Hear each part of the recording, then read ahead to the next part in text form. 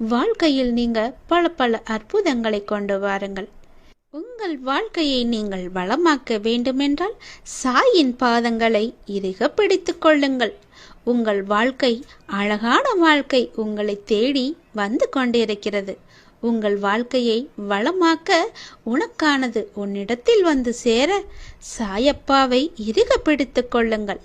உனக்கானது உன்னிடத்தில் வந்து சேரும் நேரத்தையும் நீ நெருங்கிவிட்டாய். அதனால்தான் இந்த பதிவு உன் கண்ணில் பட்டிருக்கின்றது. எப்பொழுது இதை பார்க்கின்றாயோ அதற்கான ஆரம்ப புள்ளியாக அது உன்னை வந்து சேரும் நல்ல செய்தி உன் செவிகளில் வந்து விழும் என் தங்கமே. உனக்காகவே உன் அப்பா எப்பொழுதும் போராடி கொண்டிருக்கின்றேன். உன்னுடைய நன்மைக்காகவே நான் இங்கு போராடி கொண்டிருக்கின்றேன். உன் கர்மாவை போக்குவதற்காகவே நான் இங்கு பிச்சை எடுத்து கொண்டிருக்கின்றேன். நான் இங்கு பிச்சை எடுக்க எடுக்க உன்னுடைய கர்ம வினைகள் எல்லாமே கொஞ்சம் கொஞ்சமாக உன்னை விட்டு அகழுவதை நீயே பார்க்க போகிறாய். நான் உனக்காக போராடி கொண்டிருக்கையில் எனக்காக நீ அங்கு நன்றாக இருப்பாய் என்று நான் நம்பிக்கையிலே நான் இங்கு போராடி கொண்டிருக்கின்றேன் என் தங்கமே. உன் அப்பா நான் சொல்வது உன்னுடைய நன்மைக்காக. உன் மனதில் உள்ள குழப்பங்களையெல்லாம் தூக்கி எறிந்துவிடு. உன் மனதில் உள்ள கஷ்டங்களையெல்லாம் தூக்கி எறிந்துவிடு. உன் மனதில் உள்ள துயரங்களையெல்லாம் தூக்கி எறிந்துவிடு. உன் பிரச்சனைகளை எல்லாவற்றையுமே தூக்கி எறிந்துவிடு. உன் சுமைகளை எல்லாவற்றையுமே என் மீது ஏற்றிவிடு. நான் பார்த்து கொள்கிறேன். தூக்கி எறிவதை நீ தூக்கி எறிந்துவிட்டால் நான் உனக்கு கொடுப்பதை நிச்சயமாக தாராளமாக என்னால் அள்ளி அள்ளி கொடுக்க முடியும். நீ அங்கு சுமந்து கொண்டிருக்காதே.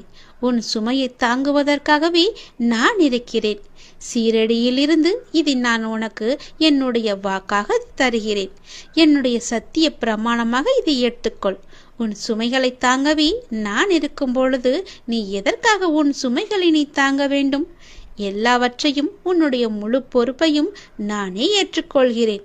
என் பாதங்களை மட்டும் நீ பிடித்து கொண்டிருந்தால் போதும். உனக்கானது உன்னிடத்தில் வந்து சேரும் நாளை நானே எழுதிவிடுகிறேன். நிச்சயம் உன் கையில் கிடைக்கும்படி என்னுடைய அற்புதங்களை நான் செய்கிறேன். நீ நம்பிக்கையோடு பொறுமையோடு எனக்காக காத்திரு. நீ கஷ்டப்பட்டது போதும், அனைத்தும் சரியாக போகிறது. தைரியமாக இருந்து. அல்லாஹ் மாலிக்காகிய நான் என்றும் உன்னுடன் இருப்பேன். தகுதியில்லாத இடத்தில் அன்பை செலுத்திவிட்டு ஏமாந்து விட்டேன் என்று சொல்லாதே. தப்பித்து விட்டேன் என்று மகிழ்ச்சிக்கொள். பாபா உன்னுடன் ஏதாவது ஒரு ரூபத்தில் நிச்சயமாக துணை இருப்பார். உலகத்தில் இயங்கும் அனைத்தும் எனது கட்டளைப்படி இயங்கு வருகிறது. காற்று, நீர், நிலம், நெருப்பு, ஆகாயம், ஜீவராசிகள் இப்படி அனைத்தும் எனது விடியலுக்காகவும் அசைவுகளுக்காகவும் தினமும் எனக்காக காத்து கொண்டிருக்கிறது. நான் அசையாமல் போனால் என்னவாகும் என்று சற்று நினைத்துப்பார். எனக்கு அழிவு என்பதே கிடையாது. நான் உனக்காகவே அவதரித்தவன். உனக்காக உன் கர்ம பலன்கள் விலக இன்றும் ஒரு நாளும் தவறாமல் தினமும் பிச்சை எடுத்துக் கொண்டிருக்கிறேன். உன் கஷ்டங்களையும் வேதனைகளையும் தேவைகளையும் எனது காலடியில் விட்டுவிடு. என்னை சரணாகதி அடைந்தால் உன்னை நான் பாதுகாப்பேன். எதையும் நெருங்க விட மாட்டேன். உனக்கு விதிக்கப்பட்ட விதியின் சீற்றத்தால் தினமும் அவதிப்பட்டுக் கொண்டிருக்கிறாய். உலகத்தையே ஆட்டி வைக்கும் வேலையை செய்யும் நான் உன்னை விடுவிக்க மாட்டேனா? என்னுடைய நேரடி பாதுகாப்பில் இருக்கிறாய். எனது பாதுகாப்பு மிகவும் வலிமை வாய்ந்த கவசமாகும். என் செல்வங்களை காப்பதற்கு வந்த சத்குரு நான். நினைத்து பார்க்க முடியாத அளவிற்கு உன்னை நான் விரைவில் உயர்த்துவேன். காத்திரு, கலங்காதே, நம்பிக்கையுடன் இரு. உன் பின்னால் பேசுபவர்களை கண்டு கொள்ளாதே. அவர்களால் பேச மட்டுமே முடியும். உன் நிழலை கூட அவர்களால் தொடக்கூட முடியாது. விரைவில் நீ நினைக்கும் மங்களகரமான காரியம் உன் வீட்டில் நடைபெறும். பொறுமையோடு இரு மகளே. சாயப்பா இருக்கும் போது எதற்கும் கலங்காதே. நானே அனைத்தையும் நிறைவேற்றி வைப்பேன். உதி என்பது வெறும் கட்டையின் சாம்பல் அல்ல. அது மிகவும் புனிதமானது. இதை எங்கு சென்றாலும் உடல் நலம் குன்றி இருந்தாலும் உதியே கதி என்று இரு. உதியை நம்பு, எல்லாம் ஜெயமாகும். ஒவ்வொரு கதவு மூடப்படும் போதும் மற்றொரு கதவு திறக்கும். மூடிய கதவை மட்டும் பார்த்து கொண்டே இருந்தால் திறக்கும் கதவு தெரியாது. சில கதவை திறக்க முயற்சி அவசியம். சில கதவை திறக்க பொறுமை அவசியம். எந்த கதவையும் திறக்க தன்னம்பிக்கை அவசியம். உன்னோடு இருப்பது உன் சாய் தேவா. என் குழந்தையே, இது உனக்கும் எனக்கும் உண்டான போட்டி அல்ல, பக்திக்கும் பகவானுக்கும் உண்டான போட்டி. சந்தேகம் வேண்டாம், ஜெயிக்கப் போவது நீதான். உங்கள் விருப்பங்களே உங்கள் வரம். ஆசைகள் நிறைவேற காத்திருப்பதால் உன் பாதையை மறந்து விடுகிறாய். ஏதோ ஒரு வேலைக்காக கடவுள் உன்னை இங்கே அழைத்து வந்திருக்கிறார். நேரத்தை வீணாக்காதே. மனிதர்கள் உனக்கு எல்லா வழிகளை மூடினாலும் சாய் உனக்கென்று புதிய வாசல்களை திறப்பார். நீ எதை நினைத்து என்னிடம் வேண்டினாயோ அதை கண்டிப்பாக நிறைவேற்றுவேன். அதற்கான நேரம் வந்துவிட்டது. மனம் தளராதே. உன்னால் முடியும் என்றே போராடு. துணிந்து நில். வெற்றி கனிகளை பறிப்பாய். உன் பக்கத்தில்தான் நான் இருக்கிறேன். உனது வேண்டுதல் கேட்கப்பட்டது. அது நிறைவேறியே தீரும். எனது வழிமுறைகளை பின்பற்றி முன்னேறு. உனக்கு அறிவுரைகளை சொல்ல என்னால் மனித உருவில் வர முடியாது. உனக்கு அறிவுறுத்த நான் வெவ்வேறு வடிவங்களை பயன்படுத்துவேன். நீங்கள் அந்த வடிவங்களையும் வழிகாட்டுதல்களையும் புரிந்து கொள்ள வேண்டும். நான் வருவேன் உனக்காக. எந்த வடிவிலும் வருவேன். கலங்காதே. இதுவரை கண்ணீரை மட்டுமே கண்ட நீ இனி உன் வாழ்வில் அற்புதங்களையும் காண்பாய். ஒரு கதவு மூடப்படும் போது அதை விட சிறந்த ஒரு கதவு திறக்கப்படுகிறது. அதனால் மூடிய கதவையே பார்த்துக்கொண்டு திறக்கப்படும் கதவை தவற விட்டு விடாதீர்கள். உன் நிமிடங்களை நான் பார்த்து கொண்டே இருக்கிறேன். உன் கஷ்டங்களை நான் உணர்கிறேன். நீ உன் மனதில் வைத்து புழுங்கி அதை நினைத்து நீ கதறும் போது என் மனம் துடிக்கின்ற துடிப்பானது எப்படி என்று என் வார்த்தைகளால் சொல்ல முடியாது. உனக்கான விஷயங்கள் நிச்சயம் உன்னை வந்தடையும். அவசரப்படாதே. நமக்கு இது கிடைக்குமோ நடக்குமோ என்று எண்ணாதே. நிச்சயம் உனக்கு நல்லதே நடக்கும். நீ மற்றவர்களுக்கு நல்லதுதான் நினைக்கிறாய். கர்மா என்றதால் அது வேறு கோணத்தில் நிகழ்கிறது. அதனால் நீ கவலை கொள்ளாதே. உன் மனதை நான் அறிவேன். நீயும் உன் வாழ்க்கையும் என் பொறுப்பு. நான் கவனித்துக் கொள்கிறேன். உனக்கான பாதையாய் நான் இருந்து உன்னை அதில் என் கைப்பிடித்து நடக்கச் செய்வேன். உன் அம்மாவாக அப்பாவாக என்றும் துணையால் வாழ்வேன். உனக்கு என் அருளும் ஆசியும் எப்போதும் உண்டு. உன் கண்ணில் எப்போது கண்ணீர் வடிந்தாலும் அதை துடைத்து உன் கஷ்டத்தை போக்க சாயப்பா நான் வருவேன். இது உனக்கும் எனக்கும் உண்டான போட்டி அல்ல. கவலைப்படாதே. உன் நிழல் கூட இனிமேல் பிரகாசமா இருக்கும். உன்னுடன் எப்போதும் இருப்பேன். நீ வாழும் வாழ்க்கைக்கு ஒரு நல்ல அர்த்தம் உனக்கு கொடுக்க போகிறேன். உன்னை யாரும் பெருமையாக நினைக்கபடி நான் உன்னை செய்ய போகிறேன். உன்னை விட்டு போனவர்கள் எல்லாம் மீண்டும் உன்னிடம் வந்து சேரப் போகிறார்கள். உன் நீண்ட நாள் காத்திருப்புக்கு ஒரு முடிவு கட்டப் போகிறேன். ஒரு நிமிடமாவது எனக்காக ஒதுக்கி இதை கேள். முடிவில் நீயே முகம் மலர்வாய். அன்பு குழந்தையே, நீ வாழும் வாழ்க்கைக்கு ஒரு நல்ல அர்த்தம் வேண்டாமா உனக்கு? உன்னை யாரும் பெருமையாக நினைக்க வேண்டாமா? உன்னை விட்டு போனவர்கள் எல்லாம் மீண்டும் உன்னிடம் வந்து சேர வேண்டாமா? ஏன் இப்படி இருக்கிறாய்? இது அனைத்துமே விரைவிலேயே நிறைவேறப் போகிறது. ஒரு நாள் நீ சற்றும் எதிர்பாராத விதமாக ஒரு நல்ல செய்தி உனது வாயிற்கதவை தட்டப் போகிறது. எத்தனையோ முறை உன்னை வீழ்த்தி பார்க்க ஆசைப்பட்டார்கள். ஆனால் அவர்களால் முடியவில்லை. உனக்கு பாதுகாவலனாக நான் இருக்கிறேன். அவர்கள் என்ன செய்தாலும் உன்னை தாக்காது. இழிவாக பொய்யுரைக்க ஆசைப்பட்டார்கள். அதுவும் முடியவில்லை. உனக்கு ஆபத்து உண்டாக்க நினைத்தும் அதுவும் முடியவில்லை. இதற்கு எல்லாம் என்ன காரணம்? உன்னுடைய கர்ம பலன்கள்தான். நீ ஏற்கனவே செய்த புண்ணியம்தான். நான் உன்னுடனே இருப்பதை மறந்து இது போன்ற செயல்களில் ஈடுபட முயற்சி செய்கிறார்கள். எனது அனுமதியின்றி உன்னை தொட முடியுமா? முடியாது. உன்னை சுற்றி பாதுகாப்பு வளையமாக என்னுடைய அதிர்வாளிகள் உன்னை சுத்தி இருந்து கொண்டே இருக்கின்றன. நான் எல்லோரிடமும் நன்றாக தானே பழகி கொண்டிருக்கிறேன். யார்தான் எனக்கு இப்படி செய்வது என்ற மனக்குழப்பத்தில் இருக்கிறாய் அல்லவா? யார்தான் செய்வது என்ன காரணம் என்ற யோசனையில் இருக்கிறாய் அல்லவா? வேறு யாரும் இல்லை. உன்னை சுற்றி நல்லவர்களை தவிர மற்றவர்களுக்கும் இடம் கொடுத்திருக்கிறாய் நீ. இதை தவிர உனக்கு நம்பிக்கை வேறு இல்லை. எதிலுமே முதலில் உன்னை மாற்றிக்கொள்ள நீ பழகிக்கொள். எது நடந்தாலும் முதலில் உனக்கு உன் மீதே நம்பிக்கை வேண்டும். அது உன்னிடம் குறைவாக இருக்கிறது. பிறகு நடக்கப் போவதைக் கண்டு நீயே ஆச்சரியமாக பார்க்க போகிறாய். நான் உன்னை அழைக்கின்றேன். நீ என்னை நோக்கி வா. விரைந்து வா. நான் அழைத்தால் மட்டுமே உன்னால் வர முடியும். எப்போது உன்னுடைய காலடி இந்த சீரடி மண்ணில் படுகிறதோ அக்கணமே உனது கர்ம பலன்கள் அனைத்துமே விலகி உன் கஷ்டங்கள் அனைத்துமே உன்னை விட்டு ஓடி ஒளியும். நான் இருக்கிறேன், நீ கலங்காதே.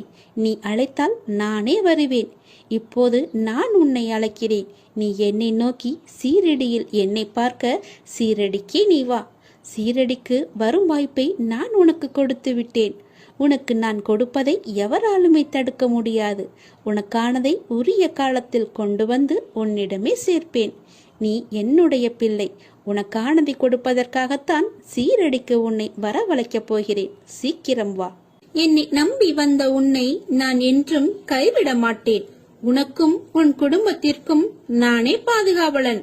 இனி உன்னை பற்றியோ உன் குடும்பத்தை பற்றியோ நீ கவலைப்படாதே. எல்லாம் நான் பார்த்துக் கொள்கிறேன்.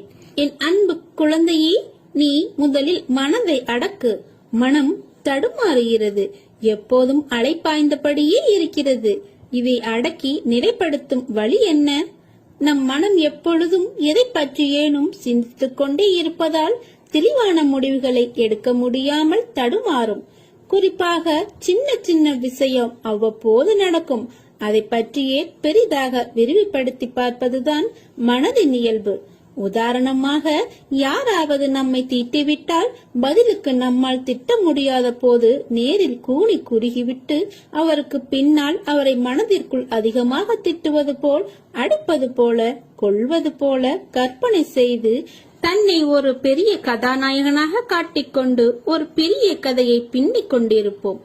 பொறாமை, சந்தேகம், அவமதிப்பு, கோபம், பயம், அவமானம், பேராசை, தற்பெருமை, கட்டுப்படுத்த முடியாமல் வளவளவென பேசுதல் போன்ற உணர்ச்சிகள் நம்மை தாக்கும் போது மனம் அதிலேயே உழன்று அதில் ஏதோ தீர்வை காண்பது போல தன்னிலே உழன்று கொண்டிருக்கும்.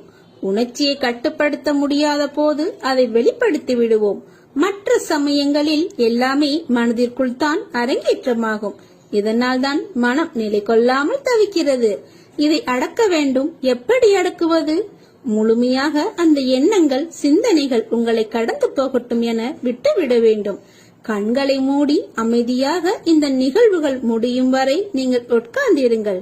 கரையான்கள் புற்றிலிருந்து புறப்படுவதை போல இந்த எண்ணங்கள் மனதிலிருந்து புறப்பட்டு சென்ற பிறகு மனதில் ஒரு வெற்றிடம் தோன்றுவதை உங்களால் உணர முடியும்.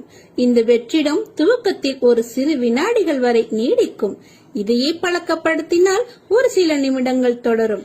காலப்போக்கில் நிமிடங்கள் மணிக்கணக்கில் ஆகும். இந்த எண்ணங்களை கட்டுப்படுத்ததான் மூக்குக்கு மேலே புருவ மத்தியில் ஒரு கற்பனை உருவத்தை கொண்டு வந்து நிறுத்தி கொண்டு அதில் பார்வையை செலுத்துவார்கள். இப்படி செய்து வந்தால் எண்ணங்கள் தடைப்பட்டுவிடும் என்பது நமது முன்னோர்கள் கண்டறிந்த உண்மை. இதை பின்பற்றி நீங்கள் பாருங்கள். எதன் மீதாவது ஆசைப்படுதல், எண்ணமிடுதல் ஆகியவற்றாலும் மனம் அலைப்பாயும். பகவான் சாய்ராம் மீது பாரத்தை வைத்துவிட்டால் எல்லாம் நாளடைவில் சரியாகிவிடும். கவலையை விட்டொழி, உறுதியுடன் இரு. என் பக்தர்களை நான் துக்கப்படுவதில்லை. சீரடியில் நீர் கால் வைத்த அக்கணமே உம்முடைய துன்பத்திற்கு முடிவேற்பட்டுவிட்டது. நீ தடங்களின் கடலில் கழுத்து வரை மூழ்கி இருக்கலாம். துக்கமும் வேதனையுமாகிய படுகுழியில் ஆழமாக அமிழ்ந்து போயிருக்கலாம். ஆனால் யார் இந்த மசூதி மாயின் படிகளில் ஏறுகிறாரோ அவர் சுகத்தின் மீது சவாரி செய்வார். இவ்விடத்தில் இருக்கும் பக்கீர் மகா தயாளன். உம்முடைய வியாதியையும் வலியையும் நிர்மூலமாக்கி விடுவார். அனைவரின் மீதும் கருணை கொண்ட இந்த பக்கீர் அன்புடன் உம்மையும் பாதுகாப்பார். எந்த ஜென்மத்தில் என்ன புண்ணியம் செய்தாயோ நான் உனக்கு குருவாக வந்திருக்கிறேன். நீ பாபாவின் பாதுகாப்பில் இருக்கிறாய். நீ செய்த பாவங்களை போக்கவும் உனது பாரத்தை முழுவதுமாக சுமப்பதற்காகவும் நீ படும் வேதனையிலிருந்து உன்னை விடுவிக்கவும் எதை எதை இழந்தாயோ அதை மீண்டும் பெறுவதற்காகவும் உன்னை முழுவதுமாக புரிந்து கொள்ளாமல் தவறாக நினைத்து உன்னை விட்டு நெடுதூரம் சென்றவர்களுக்காகவும் நான் உனது குருவாகவும் நீ எனது பக்தனாகவும் இருக்கிறாய்.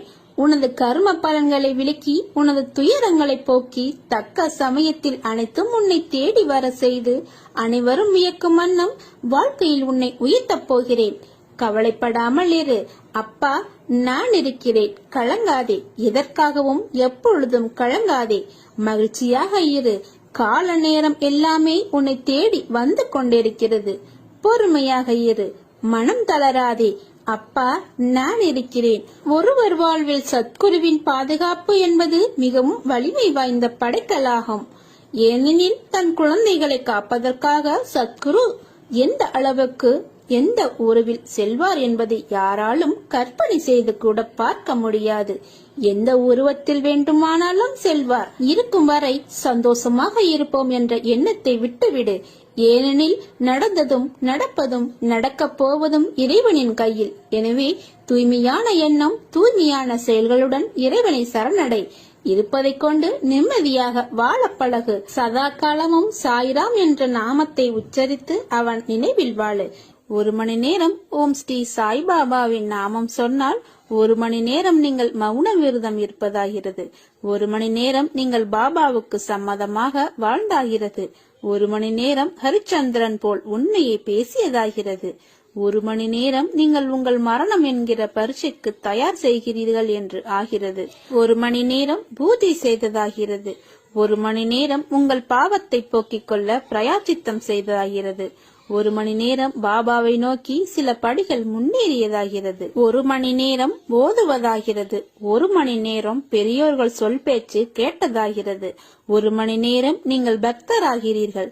1 மணி நேரம் நீங்கள் சாய்பாபாவினால் ஆசீர்வதிக்கப்படுகிறீர்கள். 1 மணி நேரம் உங்கள் புலன்களை ஜெயித்தவர்களாகிறீர்கள். 1 மணி நேரம் தியானம் செய்தவராகிறீர்கள். 1 மணி நேரம் சமாதியில் உள்ளவர் ஆகிறீர்கள். 1 மணி நேரம் ஒழுக்கமானவராக ஆகிவிடுகிறீர்கள். 1 மணி நேரம் நேர்மறையாக இருக்கிறீர்கள். 1 மணி நேரம் உங்கள் வாழ்க்கையில் பொள்ளித்தனமான வாழ்க்கையில் இருந்து விடுதலை அடைகிறீர்கள். 1 மணி நேரம் பாபா உங்கள் கையை பிடித்துக் கொண்டு இருக்கிறார். 1 மணி நேரம் நீங்கள் பாதுகாக்கப்படுகிறீர்கள். 1 மணி நேரம் உங்களுக்கு தெரியாமல் உங்களை சாய்பாபா ரசித்துக் கொண்டிருக்கிறார். 1 மணி நேரம் மகான்கள் வாயில் வந்த நாமத்தை நாமும் சொல்வதால் அவர்களுடைய பிரசாதத்தை உண்டவர்கள் ஆகிறீர்கள். இந்த 1 மணி நேரத்தினால் பாபா நீங்கள் செய்த தவறுகளை மன்னித்து காக்குகிறார். 1 மணி நேரம் யாகம் செய்தவராகிறீர்கள். 1 மணி நேரம் பாபாவை நீங்கள் கடனாளி ஆக்குகிறீர்கள். 1 மணி நேரம் நீங்கள் கங்கையில் குளித்தவராகிறீர்கள். 1 மணி நேரம் யமுனையில் குளித்தவராகிறீர்கள். 1 மணி நேரம் காவிரியில் குளித்தவராகிறீர்கள். 1 மணி நேரம் சீரடி மண்ணில் உருண்டு பிறண்டவராகிறீர்கள். 1 மணி நேரம் கோடி கோடியான புண்ணியத்தை சம்பாதிக்கிறீர்கள். எல்லாவற்றிற்கும் மேல் நாமம் வேறு இல்லை, சாயும் வேறு இல்லை. அந்த 1 மணி நேரம் பாபாவே உங்கள் நாக்கில் எச்சில் பட்டு கட்டொண்டு இருக்கிறார். பாக்கியம் செய்திருந்தால் மட்டுமே பாபாவின் திருநாமத்தை நம்மால் சொல்ல முடியும். 1 மணி நேரம் பாபாவின் நாமத்தை சொன்னால் எல்லாம் நல்லதே நடக்கும்.